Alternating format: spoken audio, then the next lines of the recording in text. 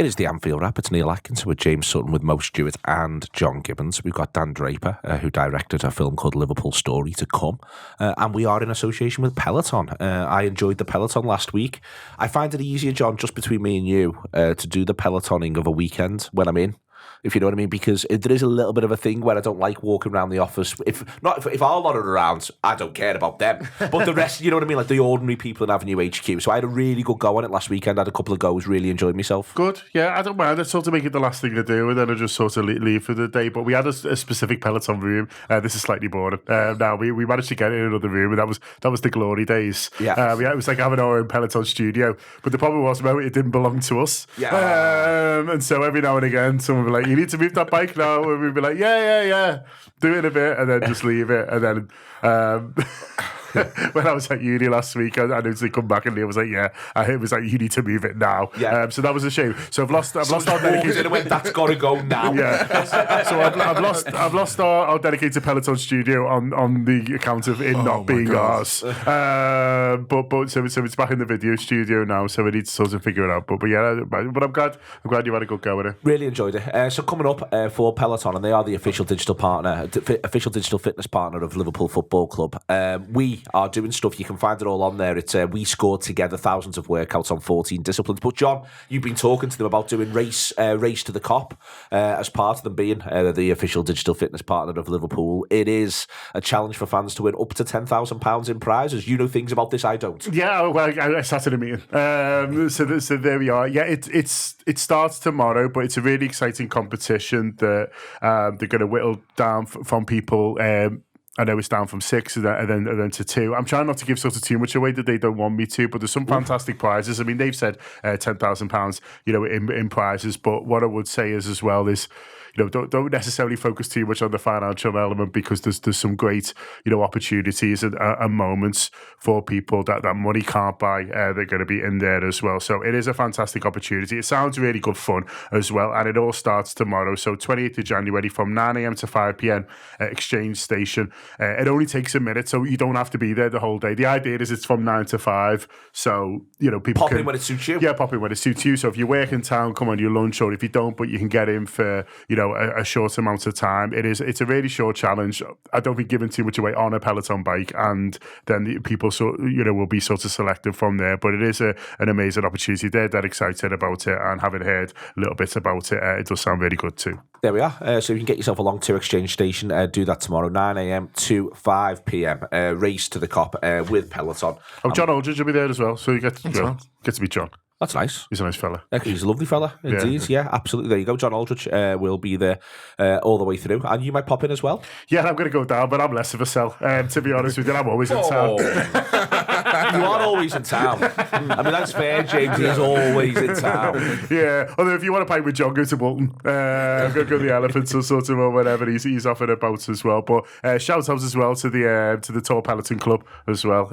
We got a good gang on there. So if you want to come and join us, give me a shout, and I'll let you know how you get into our community. They met again on Friday, did a live class. I wasn't able to, but yeah, they don't need me now. No, they're independent on you. Like how the scribers just meet for a pint with each other and don't invite us. Yeah. It's a little bit like that. I'm fine with all these things to be encouraged. Okay, Liverpool 4, Ipswich Town 1, Mo. More of this sort of thing. I think it's easy to call it run-of-the-mill. It's easy to almost say it's a bit dull. And yeah, I think the second half is just a bit of a non-event. But 1, that's a good thing. Yes. 2, it also takes loads of work, loads of commitment, and it takes being right from minute 1. And so often, at times this season, we've maybe said, and perhaps harshly said after games, I'd like Liverpool to have started a bit more like X. Mm-hmm. Well, let's therefore take a moment to celebrate the fact on Saturday that's exactly what they did. They should be. I think what we'll probably hear about at some point in the future is Arne Slot taking the first 20 minutes of this game, showing it to them every Friday morning, saying this please, do this. Because we've spoken about it so many times about how when there's a team who we know we should beat, it's hard to do all of the right things. Like, I think when we were talking about the Man United game, it's about a way of showing disdain. The best way to show disdain is to say that we are going to be better than you in every single department. And the most important one is the department which they think that they will be equal, which is work ethic. And I do think that the physical side of the football game is where we really showed our dominance early on, and that set the platform for everything else. When, again, working commitment as part of that, Mo, I think that you can end up deciding that, as I say, well, Ipswich just weren't very good. They weren't this, they weren't that. They won at Tottenham. Again, that's become weaker currency as the days go past. But they kept Arsenal to a frustrated 1-0 earlier in the campaign. Yes, first game of the season. I think set first away game of the season. They find it difficult against Manchester City.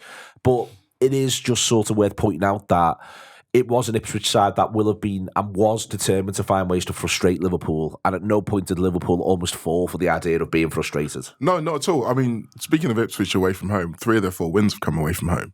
And then you mentioned the narrow defeat to Arsenal, narrow defeat to Forest, where they got a lot of respect for the way that they played. And like you say, they really did make it difficult. But I think that from Liverpool's point of view, we got to see as well the benefit of scoring an early goal. I mean, not only the fact that Liverpool have won every time they've opened the scoring this season, which I think is a very underrated statistic, but also it doesn't allow them to get into their set. It doesn't allow them to start ticking off the 5 minutes and saying, we're okay here, maybe we can start to get the crowd on their back. None of that happened. We were just straight into them. It's a matter of finding a way to overwhelm the deep block. I couldn't believe both during the game and post-match the space our good players had. I mean, they're all good players, don't get me wrong, but the space where you go, well, I wouldn't be giving him that sort of space if I was you, was one of them as the game was sort of wearing on. I want to say wearing on, I really do mean in the first half an hour. Liverpool, I think, had a really clear plan as to how they were going to overwhelm that deep block. They weren't going to fall for it. There were parts of the game where it didn't even feel like a deep block. It just felt like we had them penned in, and it was all on our terms. Whereas it wasn't like they were thinking, right, we can catch these on the counter attack at every opportunity. Because I think our fullbacks did a remarkable job of shutting that down really, really early on, together with Van Dijk and Konate. So it became more of just not a training session. Sounds a little bit harsh, but the way that we played and the control that we offered, and the movement as well. I was really impressed with the movement first half. To go back to what you were saying at the top of the show, about it potentially being a little bit harsh to be demanding an early goal and demanding that we come out of the blocks every game. I don't think it is harsh, because I think there's so many times where we've not let ourselves down as much, but we just haven't started games with the same tenacity and the same intent and the same physicality that you were talking about, Mo. And when you do that to teams, their natural instinct is to push back and to sit there and go, right, we just need 5 minutes to calm this down. And we didn't give them those 5 minutes, certainly not for the first 45. It was just a blistering performance.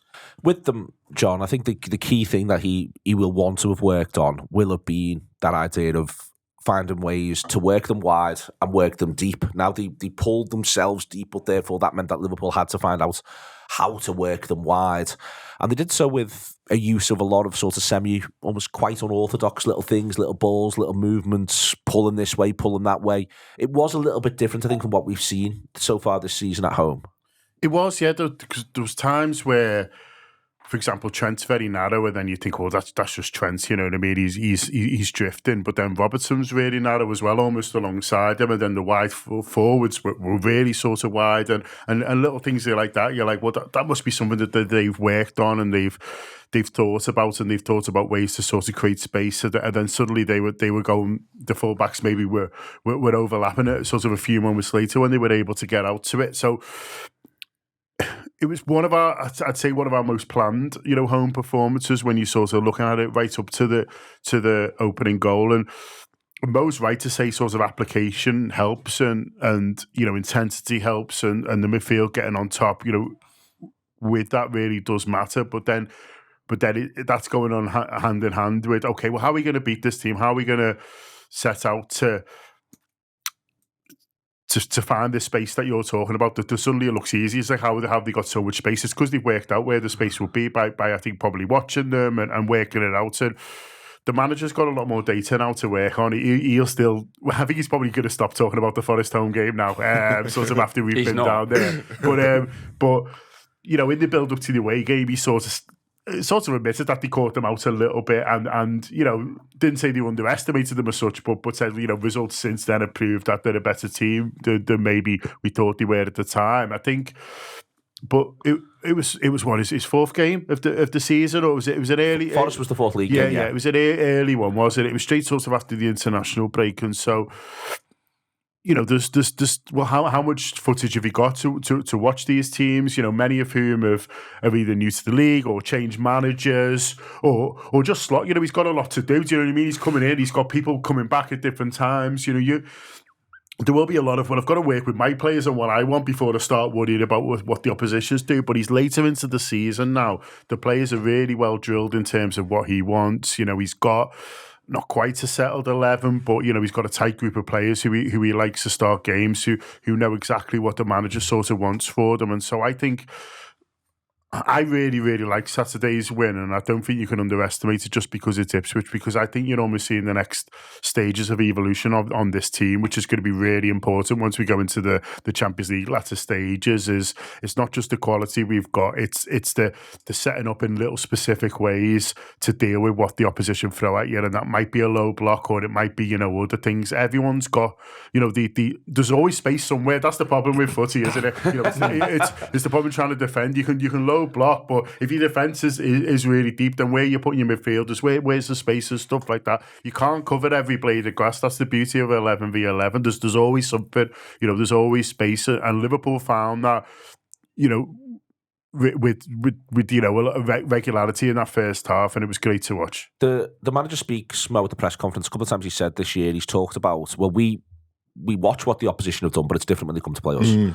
I wonder if what will ease on that forum is the 6 or 7 home games remaining against sides that currently sit in the bottom 10. Now, Tottenham are their own thing, but everyone else, I think it's likely it's some variant on what Ipswich have just done. It's also likely to be some variant on what they do when they go to Arsenal or Manchester City. Or, it's not. My point here is that I think that there's some sides that will come to Anfield, and especially away from home, have the capacity to surprise Liverpool in a way that involves Liverpool going the other way.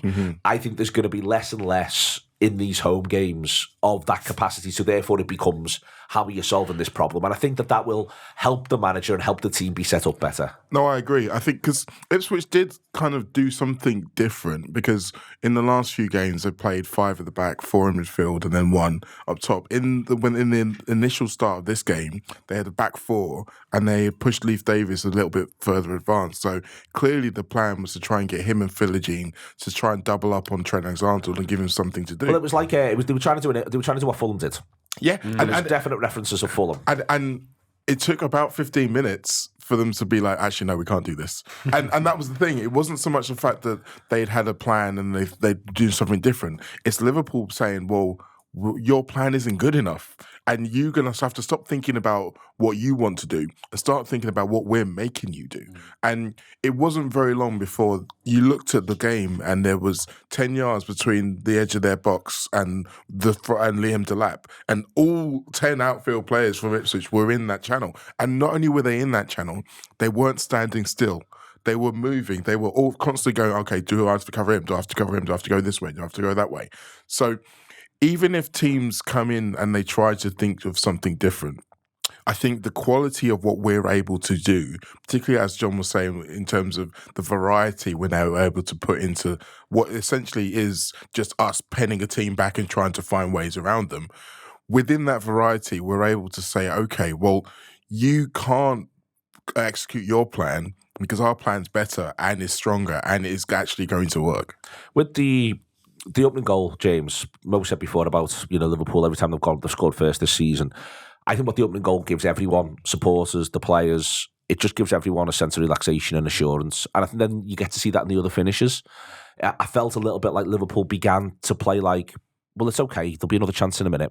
Well, it's okay, we'll turn them around again in a minute. It was that little shift, wasn't it, from we could do with scoring into right now we're going to almost score when we feel like. And I think that, again, we haven't, because we played a lot of the better sides at home so far this season, we've maybe not been able to see that assurance spread through the side. Yeah, and it made a huge difference. It just felt very, very grown up from the first goal, I thought. I actually said to my mate I was watching it with, I said if we score one, we're going to score a hatful here, because it just felt like that grown-up style of play that we were in. And it was all from the midfield, to be honest. I think this game was kind of won on the midfield. I think we just absolutely dominated the middle of the park. the speed of thought, the speed of movement, not just the physicality in terms of winning the ball back, which we do incredibly well.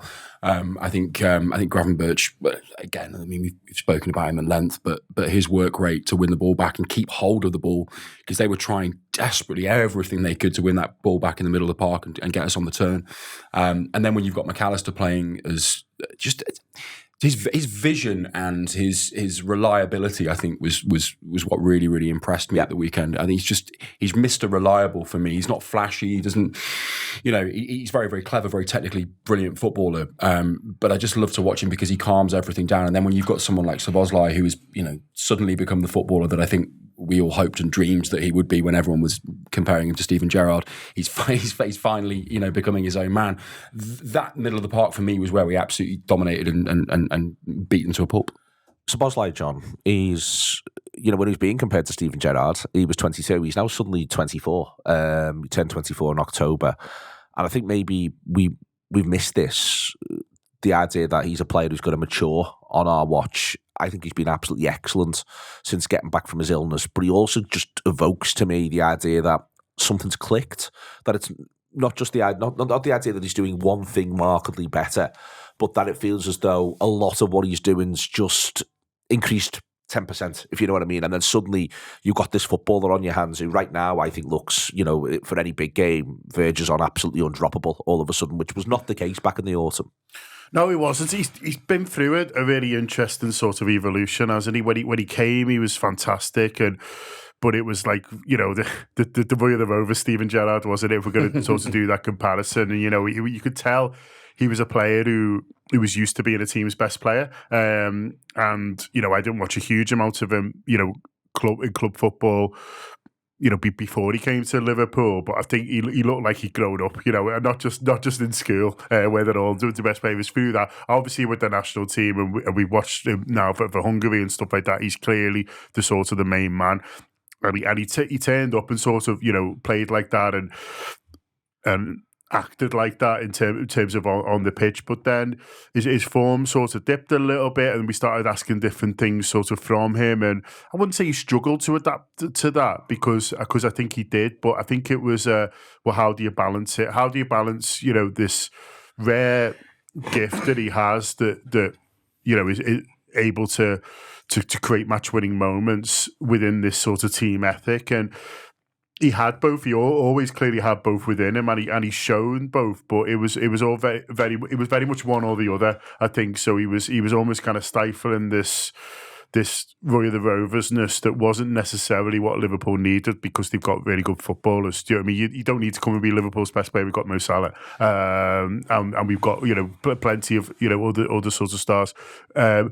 What we did need was, being a really good footballer, obviously, but the work rate, that the idea of using his sort of physical attributes, that the press, which is vital for Liverpool, both under Klopp and Slot, just in sort of slightly different ways, but he's always sort of been a big leader on combining them all and to become like an all-round excellent team footballer who is still able to create these moments that the opposition go, wow, the fuck you meant to deal with that. And it was. Now we're seeing him combine the two, and I think that's why he's such an effective footballer that everyone's raving about, because, last season when he was just being the team player, you got the people going, why isn't he doing all that stuff anymore? And, it's not quite happening from the ball, he's not creative enough. And, I was getting that as a kind of a criticism, really. But I think now, and it's with that maturity that you're talking about, Neil, and with the fact that he's got an outstanding coach who clearly really believes in him and clearly sort of wants to develop him. The fact that, like James says, he's playing this unbelievable midfield with selfless footballers who are able to ping balls in. And so that was the key for that opener. It's how quickly he gets the ball. You know what I mean? You can be in space, but space will be shut down eventually if you don't get the ball quickly. It's how quickly we were moving it that was markedly different from, for example, the Manchester United game a few weeks ago. So all that helps. So, but we he's using his talent in a fantastic way at the moment. So he's this combination of great team player, who's this athlete who's able to support Mo Salah down the right hand side, who's able to support Trent, when necessary. He's able to support fucking everyone because he's everywhere with this quality. And when you can pull all that together, you're a real dangerous football. And I think that's sort of what clicked with him, really. It's this thing of, okay, yeah, I can be the fourth forward. Yeah, I can do that if that's sort of what you need for me in this games, which we very much do, especially with Diaz in there. This idea of being this extra runner, being this sort of fourth forward, and being this, extra goal threat. I think makes perfect sense to him, and he understands that, and he's able to do it. And he's in a rich vein of form at the moment. But I think there's been a lot of work to get there, both him and the coaches. He seems like a player who's got out of his own head. And sometimes you can find that a very difficult thing to do as a footballer, particularly a footballer for a club like Liverpool, who's been talked about and dissected after every game. And as John said, the talk was all about, yes, well, he can do the physical things, but if he's playing as a number 10, he needs to be affecting the game going forward. And he knows that he has quality going forward, but he wasn't able to really bring that. If you look at the movements he made in this game, the decisive movements in this game, they all look so instinctive. It wasn't a case of him getting to the edge of the box thinking, what am I going to do? It was, I know what I'm going to do. I'm going to swing my hips, get past that guy, and put it in the bottom corner. And he had other options, didn't he? He did. And Slot mentioned that after the game. He said earlier in the season, he would have passed to Mo Salah at that point. But he was like, no, I don't need to pass to Mo Salah. I mean, that's still a good idea most of the time, but I can do this one. And we talk about him being the full forward. I remember we were all having discussions where it was like, well, maybe we need to move him back. Maybe we need to buy another proper attacking midfielder. It's like, no, I got this. I can do all this. Don't worry. And it was the second league game in a row where he'd had more shots than anybody else in a Liverpool shirt on the pitch. He's taking that responsibility. He doesn't need anybody else. He knows that he can fill that role in this team now.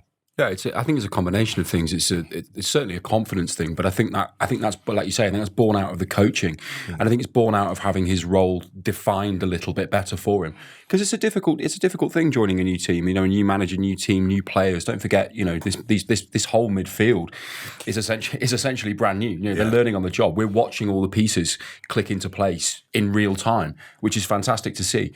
But a player like him, I think, really feeds off confidence and really needs these proper performances to put a pin in and hang his Liverpool kind of career on, and say, right, well, yeah, I might have started dodgy. I know I had a bad injury and I've come back from that, but now look what I'm doing week in, week out. I'm putting in 8, 9, 10 out of 10s week in, week out for a team that has got huge demands on me in lots of areas of the pitch. It's not like he's just this number 10. There's this huge, it's the defensive work, it's the tracking back, it's the shutting players down really quickly. I thought him and Gravenberch together, I think, fantastic, really lovely little partnership appearing in midfield there as well. So yeah, I'm a big fan, and he's the first name on the team sheet for me.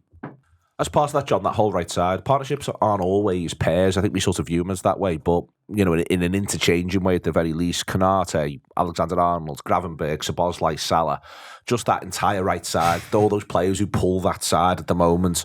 On days like Saturday, you see how it's meant to look when they may be all closer to 100% fit. There was maybe a point a month ago where they weren't, where 1 or 2 of them were missing.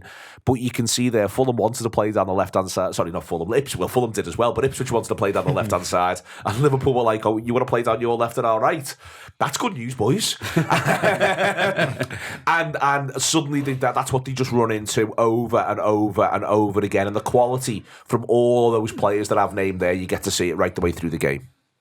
Yeah, I think that's fair and right, and I think it is interesting watching them because sometimes Konate's further right than Trent, in the sort of the build-up play, but they both look really comfortable in that.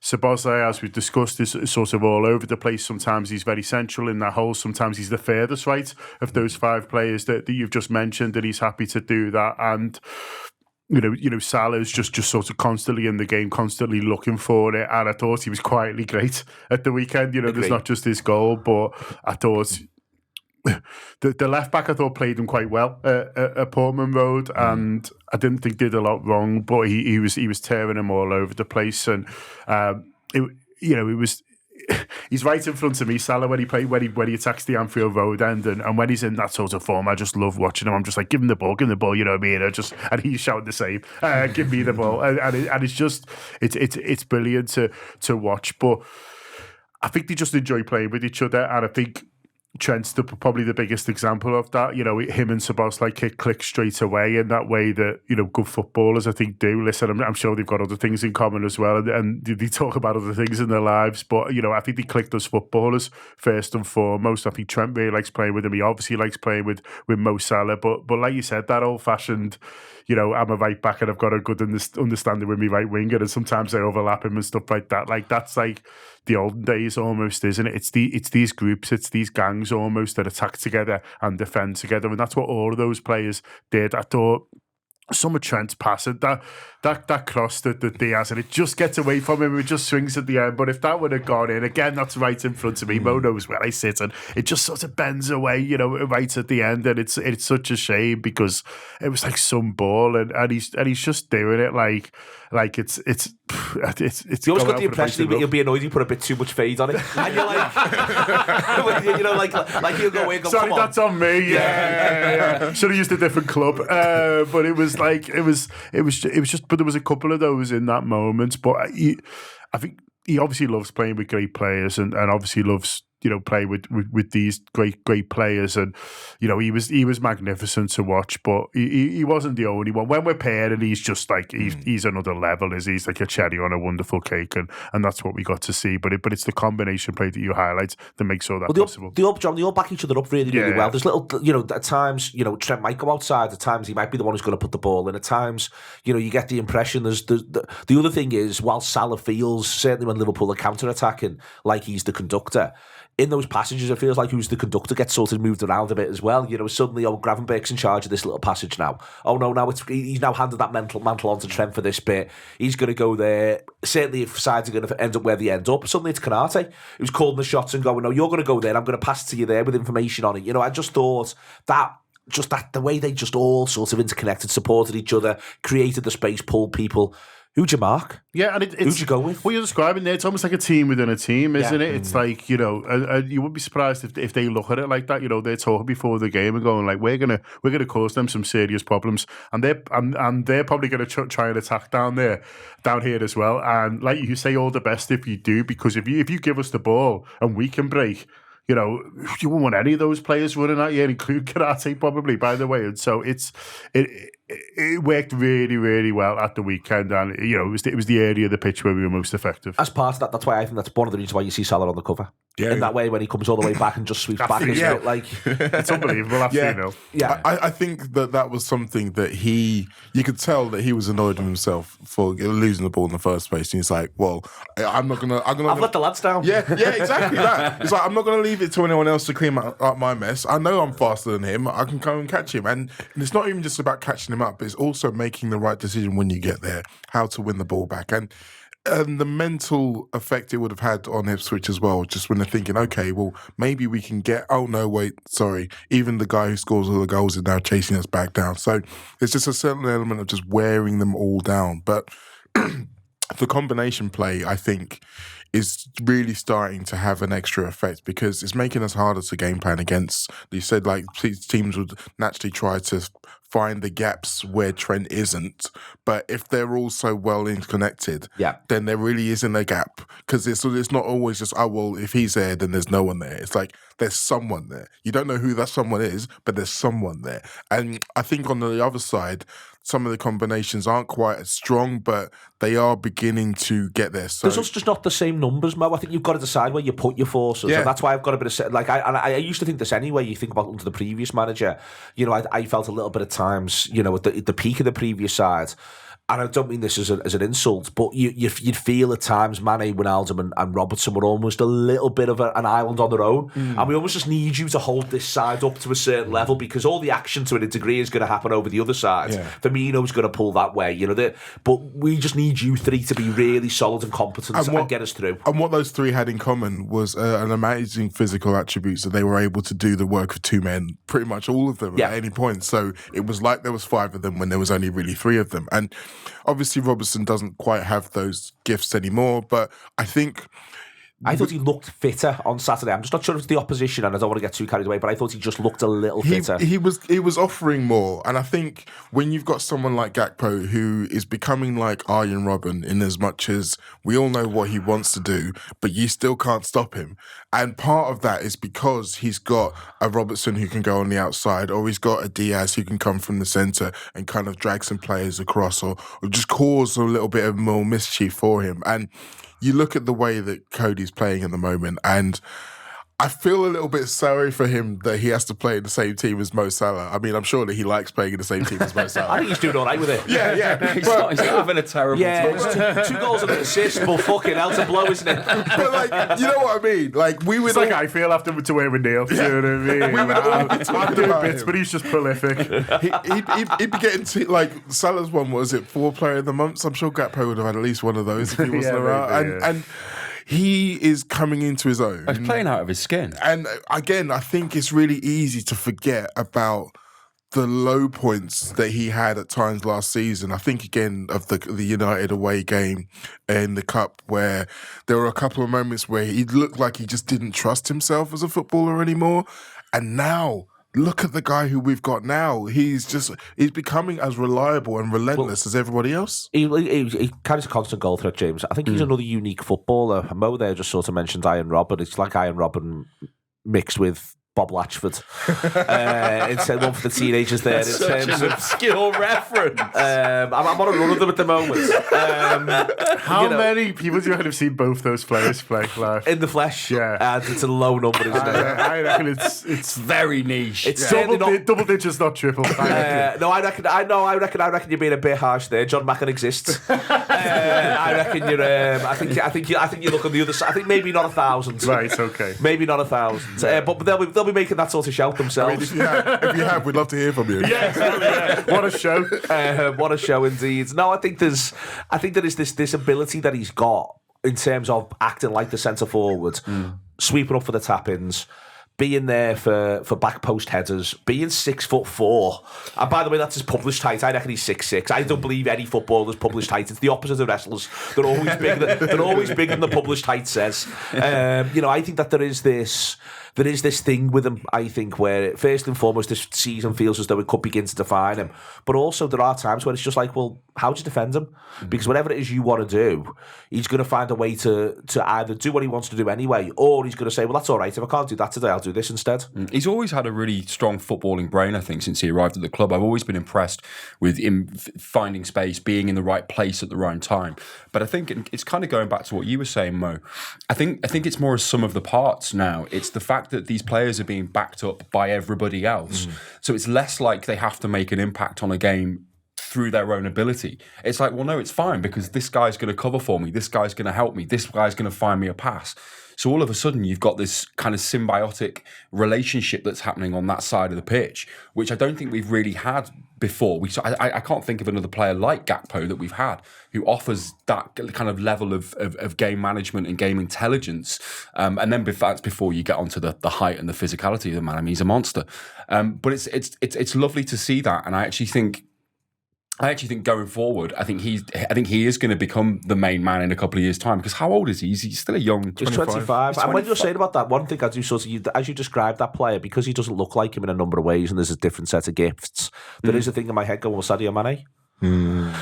The thing with Sadio was, whilst he wasn't 6'4", he was A, brilliant in the air, but B, had unreal agility. Like his flexibility and his agility was genuinely phenomenal, and that spring off the mark. There was flair with him as well. Yeah, just a little bit less flair with Gakpo. He's a little bit more output. Sadio's an easier player to describe. I think, there's that horrible kind of thing on Twitter that hates us that, how am I supposed to tell my grandchild that this happened, that it's something perfectly mundane? And you're like, don't worry, they won't ask. But like, it is like, but imagine like trying to explain Gakpo to someone who hasn't seen him, and they'll be like, oh yeah, he was this great wide player. Was he like, oh, was he quick? And you're like, well, not really. Do you know what I mean? Like he wasn't slow. He had a really good brain. Yeah, exactly. It's all about his brain. Yeah, but it's.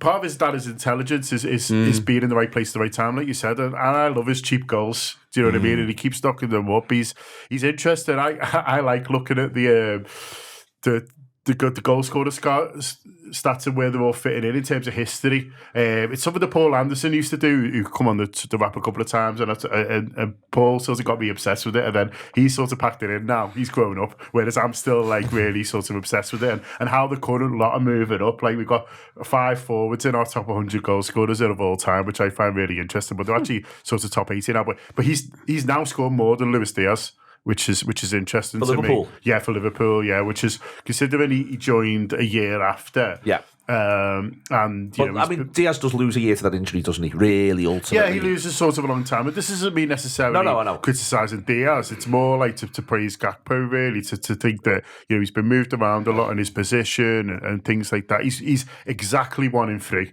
Cody Gakpo, exactly 1 in 3 for Liverpool, which, as I say, when you think that, he's not really played as a centre forward. Even when he was a 9, he was sort of a kind of a false 9, really. He did a little bit sort of midfield. He's been moved around a lot.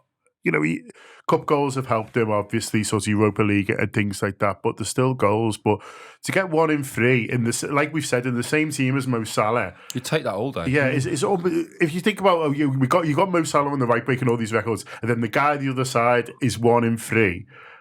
And then you've got a number 9. Fucking hell! Like that's some threat. It's brilliant. I think 1 in 3, John, people would be a bit like, oh God, but like Ian St. John, I'm just sort of pulling the numbers now, wasn't 1 in 3. Firmino wasn't 1 in 3. When you sort of begin to go through, Barnsley wasn't 1 in 3. Keegan is just around 1 in 3. It's worth sort of pointing out that, when you go through these genuine Liverpudlian luminaries, it's 1 in 3 is to be better than that, you're almost like an out-and-out striker. Need to be sort of better than that, really, to find a player. Beardsley was 1 in 3. Yeah, exactly. You know what I mean? Like, fucking hell, that's good company. He was fucking brilliant. Yeah. Yeah. He was no Bob Lashford. But he was. Just on all of this, in fact, I'll go back to you, John, on it. I mean, James there mentions the name of Gakpo. Other than the 2 contracts that it's obviously worth, the 2 older contracts, Alisson and Robertson, I think the age range, it's come up a couple of times now as we were talking, the age range of this Liverpool side it's very worthy of note. Last summer now looks an absolute cracker from Liverpool's point of view, but you sort of go through the squad and then you contemplate in a couple of areas there's younger prospects beneath them who may or may not go on to have really good Liverpool careers. But it is a really, really healthy age range if you take those 4 out. Yeah, it is. And it got a bit, a couple of years ago, it wasn't looking sort of this healthy. It wasn't completely their fault. I think a couple of players who they'd bought to be in, to develop at Liverpool hadn't quite worked out for different reasons. The likes of Keita and Chamberlain and people like that who come in at good ages, but hadn't necessarily, had the Liverpool careers in the end done what they wanted them to when they bought them. Good games and good moments, certainly, but I'm talking towards the sort of the back end of the Liverpool careers when they were in their late 20s and they should have been at the peak. It actually looked like the race was running. So you can plan for these things and it could not work out, but right now it does look really good. It looks really strong, and there's so many of these players that should have the best years ahead of them, and I'm sure we'll look to add to that in the summer. But then these experienced players and what they put in them, I think, is vital as well. And, that's what concerns me a little bit about the contract situations, is that we can't just think that, we'll look at all these developing talents and we'll sign a few more, 22-year-olds and we'll have this great team for 5 years. For me, I don't think football's never quite worked that way. No, I don't think it has. And what happens is, a bit of adversity happens, and then you're looking around for the old heads who've been there and done it, and suddenly they're not there. And so I think Virgil is vital for this team, I think, in terms of his leadership. And he can also remember what Henderson and Milner were like for him, and then you pass it on, really. And you might say, listen, if Virgil and Salah left, then they're passing on to those lads. But I don't think that's quite fair to them at this stage. I'm with you. And Salah as well, because of what he, not just what he offers to the team, but what he offers as a human being to the team. Mo references it briefly earlier as well. It's when Mo's tracking back 30, 40 yards to cover defensively, it's what that says to the rest of the team. It says, I'm a world-class footballer and I'm prepared to put a shift in when we're already 3-0 up. that inspires the youngsters. So you lose that side of it. You lose that mental sort of fortitude as well that you get with these experienced world-class players. It's not just a physicality thing. It's a whole package. Yeah. And it's about that balance, isn't it? You've got to keep those players and also bed in some youngsters. You've got to balance that properly. We're in a wonderful position, a position of strength right now. And I want to see us continue along that path. But we do need reinforcements in the summer. We do need a couple of we need fullback, centre back. There's positions that need to be covered whilst still maintaining the consistency that we've already got. It's adding to this because it's great at the moment, and that's before you even get into when the bigger games come at the end of the season, which we all hope they do. I mean, the league title might be wrapped up early and things like that, but exactly. But wouldn't it be lovely to have be in a Champions League final as well to sort of go with that? And what's nice in Champions League finals, people who've played in Champions League finals, do you know what I mean? They always say about Real Madrid, you go and see them and they're just playing cards on the bus, do you know what I mean? They're not relaxed. oh yeah, we got a game on tonight, do you know what I mean? And stuff like that I think will be massive too. I think you look at Chelsea and look at the way that they've tried to do it. They've gone too far in the other direction. Well, it looked great till it didn't. Exactly. And I just keep thinking back, if you put Thiago Silva or someone of that ilk in that Chelsea team, suddenly they look like a team capable of winning things. They have not looked like winning things since he left. And you can say that he wasn't at his best in his last season, but what he brought to that team is exactly what's missing. And you're almost arguing for the Thiago Silva they signed. Yeah, exactly. That's perfectly reasonable. Who was already, I think, older than Virgil is now when he signed for Chelsea. And they would not have won the Champions League without him. All very, very fair indeed. Listen, coming up now, I've got Dan Draper, who I spoke to last week about his documentary film, Liverpool Story. Very, very good indeed. Check it out. It's Neil Atkinson with Dan Draper, the director of Liverpool Story. He's actually just back from screening this in Newcastle, where it sold out and it went down a storm. Before we get into Newcastle, explain what you were trying to achieve with the film.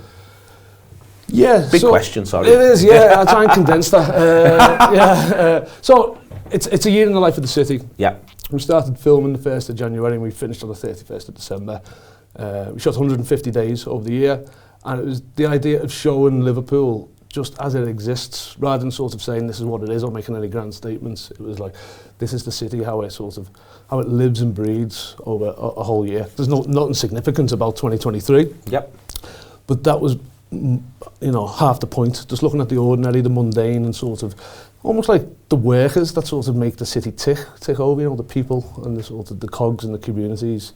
So it was almost a set out as it's interesting. We've got the tagline is "Portrait of a City," which I think we've maybe got that wrong a little bit. Why? I think I would say it's a snapshot of a city, because we're not saying this is Liverpool. Yeah, we're saying it's a snapshot of Liverpool in 1 year. In this moment? In this moment, well, you think Liverpool's over, about 815 years old? Yeah. And I like to think of it as a sort of, like a Polaroid. When you think of, therefore, of the mundane, I want to be sort of quite clear about that. There can be poetry in that, visual poetry, audible poetry, actual poetry at times. Were you trying to gather that? Were you trying to find that? Or did that just come from the filmmaking process?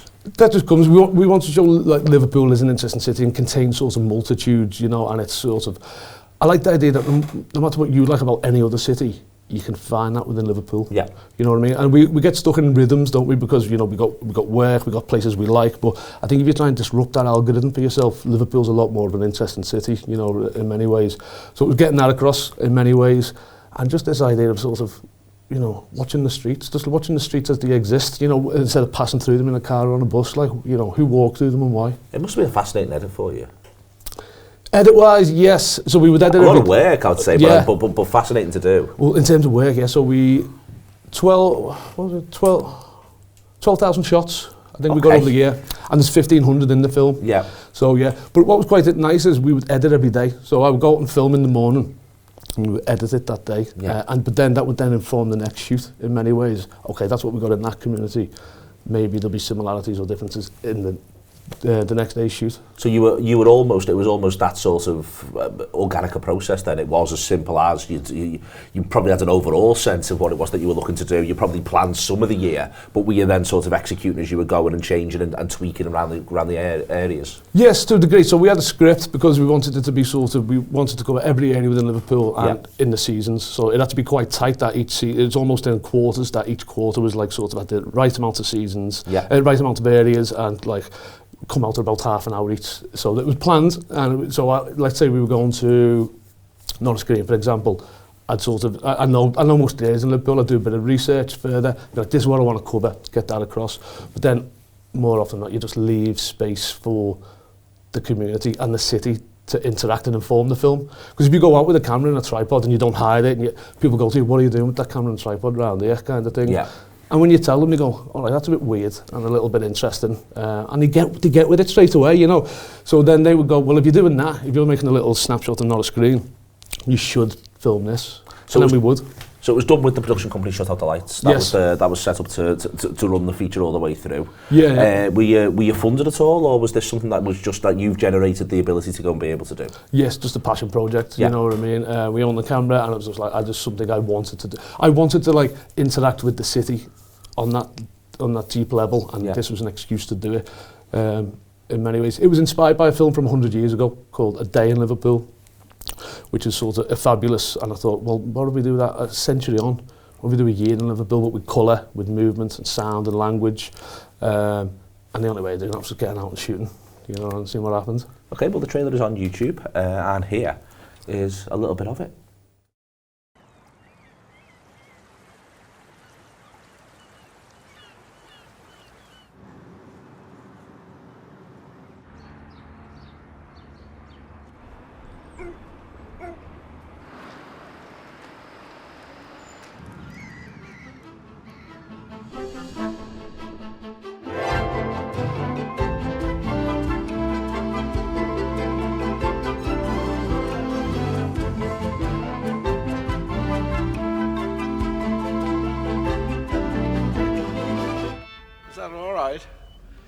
Right, what's your name, young man? Hope you got me good side. And why you rattled, Joe? What? Fish loved him. What's yours, Colin? That's a Gucci shoe.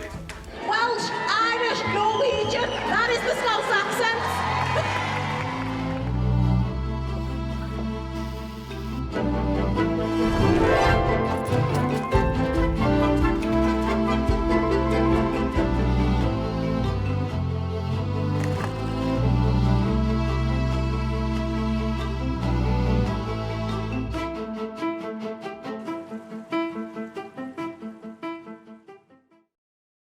The trailer gives a flavour of the breadth that you've effectively covered. I think, you know, even within that, I think there's about 35, 40 shots or setups in just in that quick trailer there, which I think is testament to where it's ended up. So you screened it last night, as I said at the start, in Newcastle. How did that go? Yeah, interesting. A sellout. It's a sellout? It's a sellout, yeah. It's always interesting to see how the city sort of... There's a lot of people, I think Liverpool's a city where people have an opinion of it, whether they like it or they don't. So, and it's done well in Glasgow, done well in Newcastle, maybe these post-industrial towns, it's sort of been received well in. And effectively, the film's, it's about Liverpool, but it's just like set in Liverpool, effectively. Yeah, cities they feed each other. And exactly. You know, it's the film itself, for me, it's about people, it's about community, it's about memory, and it's about just the passing of time. Literally the passing of time, and I think they're universal themes. So I think when, like for instance, when I went to Glasgow, people were like, I forgot I was watching Liverpool, and I was just projecting everything I seen of Liverpool onto my Glasgow. So that's just a universal thing. The film's effectively a film about sort of all the micro communities that go up to make the culture of Liverpool, and every city's like that in a way. It is. When you say it's about memory, in what sort of sense? But the idea of there being a passage of time, the idea of there being sort of what's passed down through communities. What aspect of memory are you exploring? Yeah, that's a good point. So in many ways, because it's just observational of 2023, we wanted to sort of link to the past without showing archive footage or doing interviews. So there's voices in the film. You don't know who the voice. We don't say the voice. We don't put a tag on or anything. And it's people talking about memories of living in the city, of family members who are no longer here, kind of thing. And it's this idea that the sort of the ghosts are still present on the landscape. Is it odd to both plan and execute a film like this, which is, I mean, let's be clear about this. You can make this argument about practically anything of cultural worth, but something which is so overtly an artefact. Do you know what I mean? Like, you are telling a story of 2023. You are, for instance, in the context of what you're saying there about memory, you are sort of live structuring an artefact. It's different to making a film that's got a more conventional, say, fictional narrative. You're producing something here which people can look back on in 20, 30, 40 years and do the same thing that you've just said that you've done. Yes, I hope that does happen, because, just as a filmmaker, I responded to a film 100 years ago and thought, why not do it today? And that's what, to go back to that idea, it's not a statement, and sort of, that's why it's a snapshot. So, it's like, I think, for me personally, to understand Liverpool as a city, or the Scouse sort of identity, is to understand that it's changing every single second. So if you try and say it's this, you don't understand the nature of Liverpool, because I think the nature of Liverpool is represented in the ebb and flow of the Mersey, you know what I mean? So to say, being a Scouse is this, Liverpool is this, you don't understand it. I think Liverpool belongs to... If you try and capture it, you're already out of date. Yeah, so the film's already out of date. That's why it's almost like a Polaroid already. But I think that's something to celebrate, that it's sort of dated and time's moved on in many ways, and the fact that the film itself is already sort of a memory.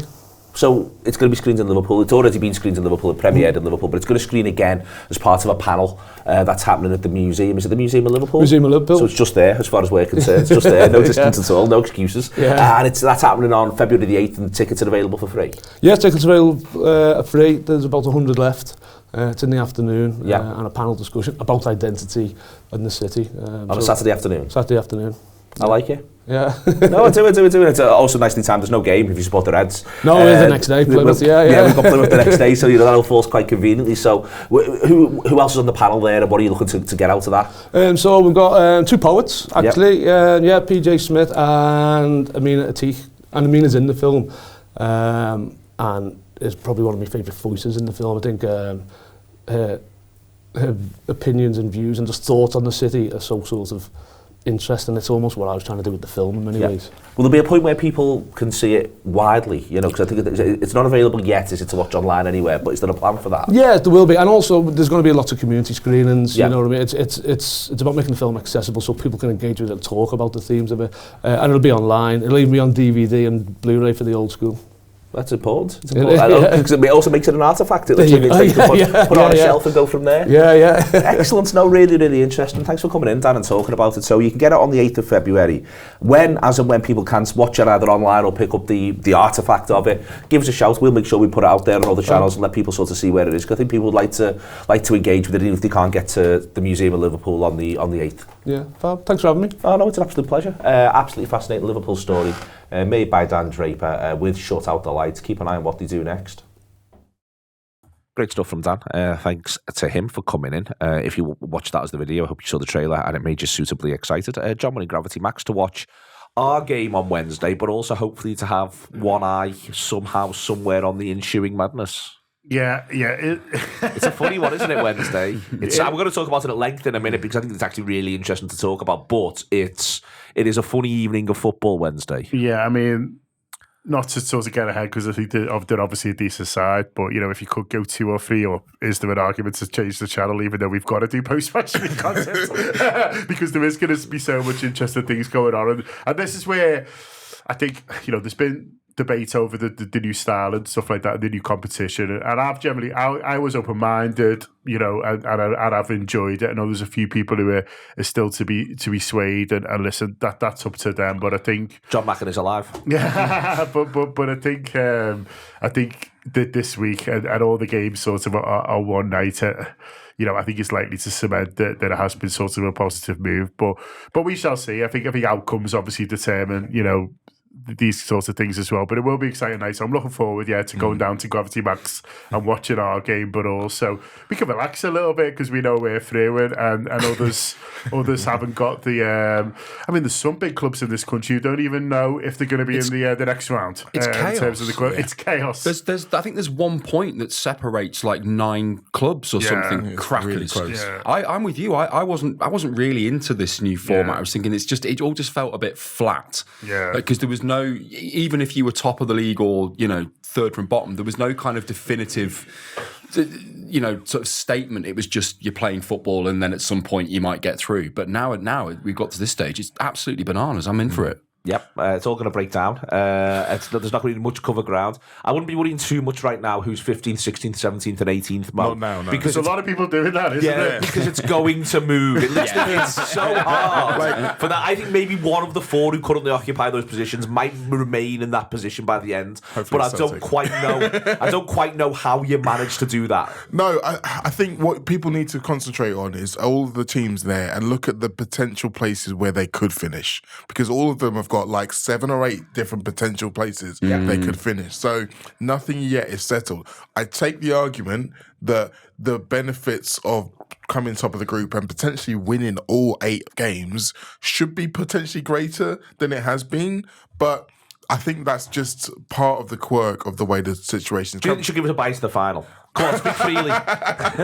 Well, I mean, I'd like us to at least have, I don't know, maybe not a bite to the final, but I know what you mean. Just take loads of money. Well, you do get that. But I think maybe in the future years you won't see as many of the big teams struggle as they have done so far. But I said on this show last week that I'm probably not going to watch the Liverpool game at all. That's kind of a bit of a stretch. I am watching it, but I'm going to have the Liverpool game on my laptop and I'm going to have the goals show on the TV, and that one's going to have the volume. So that's really where most of my attention is going to be, because it's just going to be fascinating. And yes, we might look. There are some people who tell you that I'd much rather Manchester City had playoff games because one of them will be just the midweek before they play us, and la la la. I'd love them to get knocked out. Oh, yeah. Absolutely love them to get knocked out. Yeah. Or get knocked out in the playoff rounds when Real Madrid and Bayern Munich come 9th and 10th. And City come 23rd or 24th, and it's like, come on. This season when all we do is step on rakes, although they do get a good result. They actually play quite well, I thought, they can against get Villa, Chelsea. can't they? Because there's no country There's no country protection. Villa will be interesting. They can get Villa, but I think Villa will finish top 8. I think they'll beat Celtic, and I think that'll catapult them into the top 8. Which will then have ramifications for our game against Villa. But John, I can't do all the ramifications. But we're definitely at Gravity Max on Wednesday. That was what we were meant to be talking about. That is certain. Yeah. Come and watch the game with us. Then we're doing post-match content from there, which you'll be able to watch. Pick and choose, audio and video. I'm hosting one, Neil's hosting the other. Listen, we've all got our favourites. I'm not going to judge if you go the other way. There we are. That's the way in which it goes. Neil might. Always does.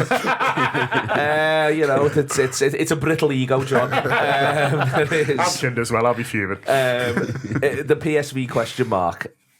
Mo, there's going to be loads of cotton wool chat. I think it's really important to try in amongst this.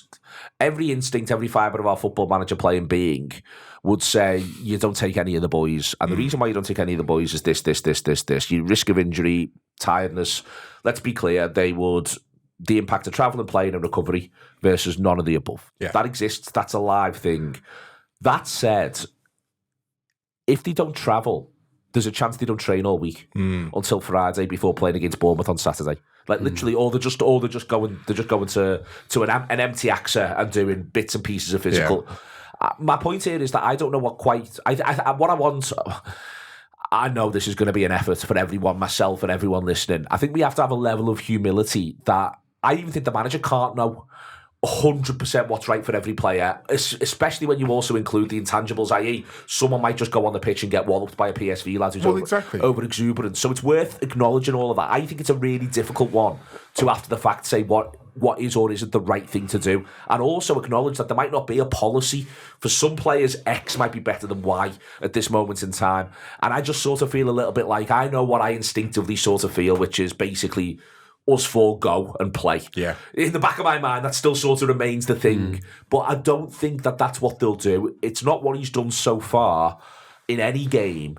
And they'll have reasons for that that almost won't be discussed in public, if you know what I mean. Yeah, and I think you can look at the Lille game and the way that he kind of went about it.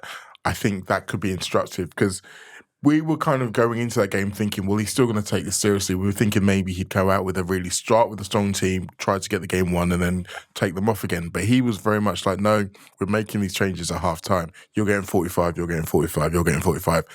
But within that, he had to change his plans because he had planned to take Szoboszlai off at half time, but then Jones got injured. Yeah. So he had to change it already. And I think you can look at the consequences of his plan for that and say, well, if you look at the way we played on Saturday against Ipswich, clearly that level of rest and rhythm kind of balance worked well. So you can see them repeating that again. But I think, as we all acknowledge, Bournemouth away is a very different kettle of fish. I would put Bournemouth away as our most difficult game within a group of 8 games. And so you can see him wanting whatever it takes. Have you seen David Moyes? I've seen him. I'm aware of him. I've listened.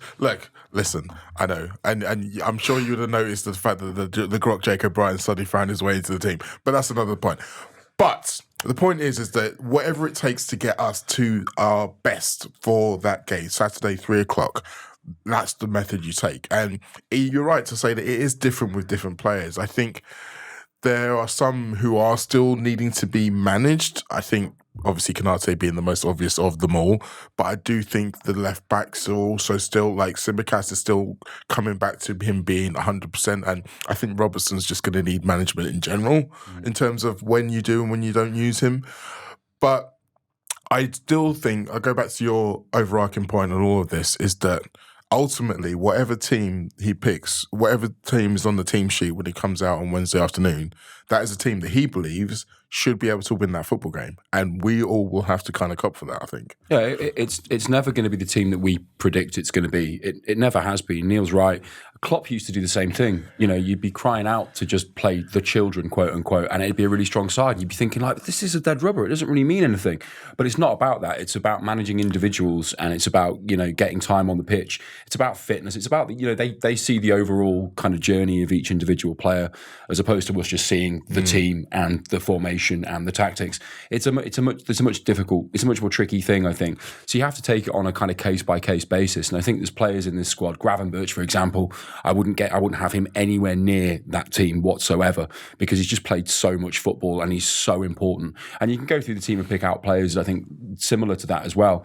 You know, Virgil van Dijk, for example, you know, he's another one who's played loads and loads of football. So basically you're saying none of the Dutchies can go back home? No, I don't want any of them to go back home. They're not. It's not a jolly. No, I think you take it on a case-by-case basis, and I think we've got enough in reserve, and I think we've got enough youngsters that are full of energy, full of commitment, and would really love to have an hour on that pitch rather than just a 45. Yeah, it is tricky, isn't it? Because, you know, the easiest thing to say, like you say, is like, well, who cares? You know, rest everyone. But is that best for them? What's best for sort of each individual? There is, I'm sure, financial implications to winning the game of football as well, quite significant ones, which no one ever wants to talk about. But I've seen varying degrees of what money you get for finishing at the top of this league. So that's another thing that we're not quite sure on yet at the moment because it is new. But I've seen. But we know it'll be a decent amount. You know, it was something like £2.5 million every time you won a game in the last one. And you get a lump sum for finishing top 8, and I think there's a sum that you get for finishing first. No, there is, and it's something. I mean, Liverpool apparently have made close to €100 million on this Champions League campaign already, which is insane. There was a table put out the other day of how much people have made so far, and Liverpool are right at the top because they're guaranteed top 2. And so the difference between finishing second and finishing first might not be sort of huge, but it's huge in Champions League terms. You know, if it's a couple of million quid, then Liverpool will be looking at that and thinking, well, that sort of all going in, and that's probably going to them as well because, you know, I mean, people like Rami, they're clever fellas, but I bet he'd never put in Mo Salah's contract. He's going to finish top of a group of 32 that the Champions League are going to sort of, do you know what I mean? Like, so because this is all a Swiss system clause. Yeah, exactly. Yeah, no, I'm sure that's not in there for any of the boys at the moment, and so it's all sort of going to the club, and so, you know, there will be things that, you know, listen.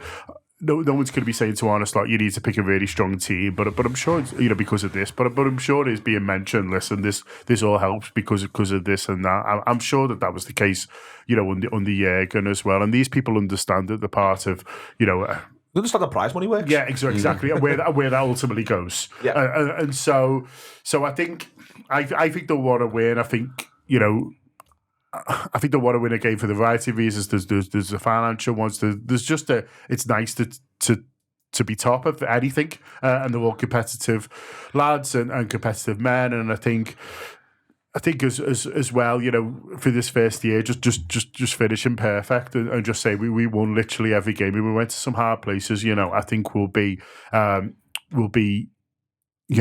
tempting as well. That said, I'll be shocked if a few don't come in, and I also think. You talk about winning the game. I think you've got more chance of winning if you make some changes, not just because of the freshness, but also if you play Elliott or you play Endo or whatever, their approach to the game will be different than, for example, if you play Gravenberch and Szoboszlai, to pick the two players who they're likely to come in for, because, Szoboszlai will be thinking about, Bournemouth on Saturday. He'll be thinking about, there's a couple of big league games coming up, and he'll give his all because he always does. But that's natural. Whereas Harvey Elliott's like, well, I'm probably not going to start either of them. So watch me go and the drop. Harvey Elliott's thinking I might be able to start Tottenham. Yeah. Probably not, but I might be able to, and I should be starting Plymouth. But the point is, he's thinking, or at least if I play really well here and we need the goal against Bournemouth, I'm more likely to be sort of put on. And so. I think you can pick Darwin Núñez, for example. You can pick Darwin, you can pick Elliott, you can pick Endo, you can pick Bradley, and you can pick Chimikas. That's 5. Without Quansah maybe, but the point on those 5 is that's not a massive drop off. I think Quansah's probably in form currently a bit more of a sort of a drop off. Whereas I think if you pick those 5, I think you can say, listen, that's half a team, and they're excellent footballers. And do you know what? They'll probably put a little bit more in than the ones that they're coming in for. The fascinating one that we haven't mentioned is the goalkeeper. Yeah, we talk about how Ali's often someone who, you want him to play rhythm, but you also need to kind of be careful with him because he has broken down a few times. And yes, you can play the argument. It's not like we're trying to shop window Kelleher or anything because, that decision apparently has already been made. But I don't think we're in any kind of a situation now where he is similar to what John was saying about those other 5. You put him in there, it's still a strong team. And this is also back to the travelling point, Mo. I mean, I'm sort of, I move around and I listen either way. I feel like I'd probably not have Trent, Gravenberch or Salah travel and just sort of say that's it. I think Gravenberch and Salah, especially this season, have bounced back into games, and I think you can help protect Alexander-Arnold. I'd probably have put a little thing in. I'd probably have Konate and Virgil and McAllister and Szoboszlai do some 45-45. Yeah. So Salah will go, by the way. Salah will travel. Do you think he'll travel? Yeah, you're not telling Mo Salah that he's not travelling. I think it might be easier to do that than to say you're on the bench in a way, in that you can have a couple of days. You can, you know what I mean? Like you can trust him to go and have a day in London, Mo, go to the museum. You like all that. He hates it. He doesn't like museums. He loves museums. He loves football. He likes them when they're there. He's like my kids. Once you get them there, they enjoy it. It's just getting him there. That's the problem. Yeah, you have to promise him a Mackey's on the way home. I think you might be right, John, but I feel as though he's one who... Because the other thing is, we've seen this season with Gravenberch and with Salah, when they haven't played a midweek game, they've bounced back into the weekend game in a way that I wonder with the rhythm with the others. And then I think if you do that, Mo, you're in a situation where the players that John's just named, Bradley, Chimikas, Endo, Elliott, Chiesa, Núñez... Maybe do a little bit with Gakpo and Diaz, a bit of a shift. You can take Núñez off on the hour for Jadon Dans. So you've got Núñez, you've not overexerted him, but he's hopefully got a goal, hopefully kept himself in rhythm. Maybe see how long Chiesa can go, but then maybe you bring, say, Morton on for him and then move Elliott forwards as the game's... I think there's enough... You can do. My point being is I think you can pick a mix and match team and then mix and match it more as the game wears on. Yeah. And I think that might be the approach that we end up seeing. I agree. And there are certain questions that still need solving within the squad. So Slot mentioned a couple of games ago that he didn't think that Chiesa was quite ready to start a game yet. And it was notable that he didn't start against Accrington Stanley, but maybe he is now. And the difference is you can say, okay, well, maybe start him against Plymouth. But the point is that with all due respect to Plymouth, I know they're a championship side, you kind of want to be able to think, okay, a 65 minutes against PSV tells me more about whether or not I can use him late on against Arsenal than 75 minutes against Plymouth. So just in terms of being able to bank some information for later on, the more important parts of the season. And I mean, some people won't like this, but there's an element of 4D chess to it. The whole idea of Dan's playing, the whole idea of Morton playing, are they going out on loan? Are we trying to, show people their skills I mean, Dan's less so, but Mawson particularly because it might not necessarily even be alone. But also being able to say to other young players in the future, you know what, you get Champions League football if you come and join Liverpool. Yeah. Leave your club you're currently at, you'll get a Champions League. There's a chance you get it. We're prepared to play in the Champions League. Yeah, and we're not going to throw you under the bus either. We're going to put you in a balanced team with some experienced players because that also has to be key. Yes, It becomes less about trying to put the best team out for the job. It becomes about putting a balanced team out, giving experience to people, letting other players have a rest. It's about finding that balance. There we are. Excellent stuff. It's been the Anfield Wrap this week.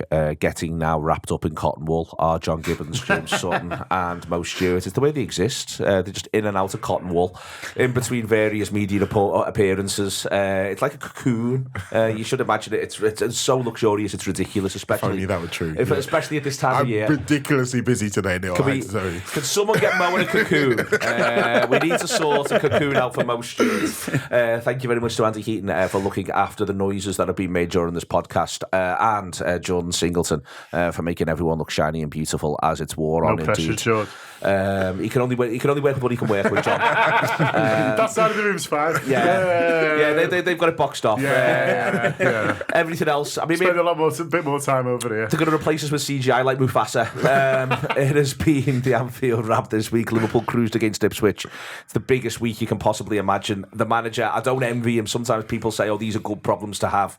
I don't envy him because whatever he does when the final whistle blows against Bournemouth, if Liverpool haven't won, people will say he should have done it differently. No matter how good Iriola's wonderful Bournemouth lot are, that's the way it'll go. But then he signed up to be Liverpool manager, and so far, let's be clear, he's doing a really, really good job. See you later on.